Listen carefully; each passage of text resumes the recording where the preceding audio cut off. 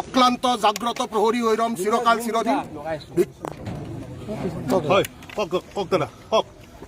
ভিতৰত আছে কম্প্ৰমাইজ কৰি কেতিয়াও ওলাই নাহে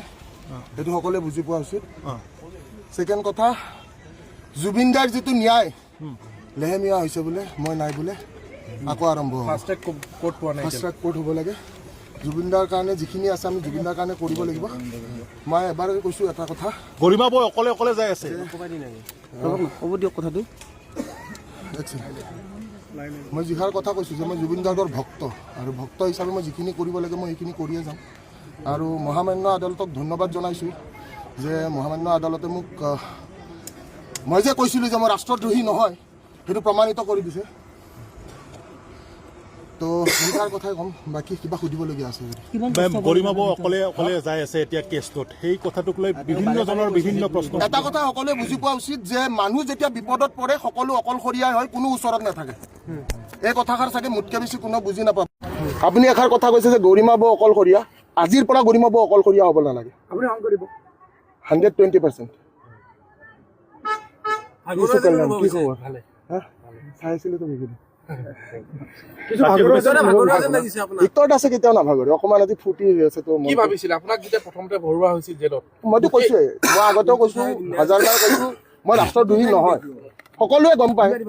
চতুৰ্থ স্তম্ভই গম পাইছিল আশা কৰিছিলোঁ দুটামান টক শ্ব' হ'ব বুলি যে ভিক্তৰ দাস ন্যায় পাব বুলি কিন্তু কোনো টক শ্ব'ও নকৰিলে বাৰু একো নাই কিন্তু মই মোৰ নিজৰ স্থিতিত মই সদায় যিটো কওঁ যে মই ভাগৰি নপৰোঁ মই এটা বস্তু মোৰ সদায় আমি সদায় দেখিছোঁ মই এইটো প্ৰথমবাৰ নহয় ভিক্তৰ দাস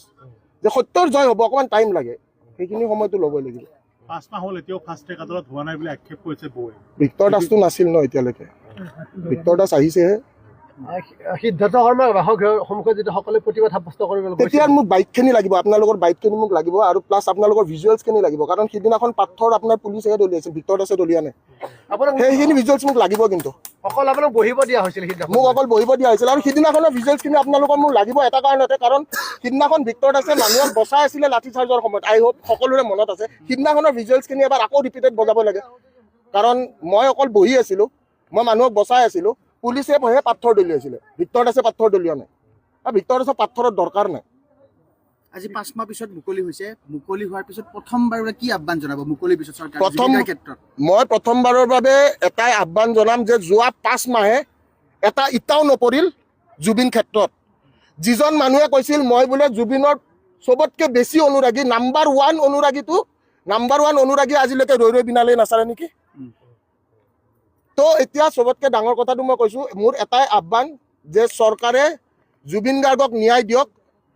নহয়বা এতিয়াতো ইলেকশ্যন আছে জুবিন ক্ষেত্ৰলৈ মই এতিয়া অকণমান দেৰিকৈ যাম এতিয়া ইয়াৰে পৰাই যাম মানে কিন্তু অকণমান টাইম লাগিব কিবা খাওঁ একো খোৱা নাই আহিছোঁ বাকী সকলোতো জুবিন অনুৰাগী এবাৰ আমাৰ গোটেই ৰিপৰ্টাৰখিনিওতো জুবিন অনুৰাগী হয়নে নহয়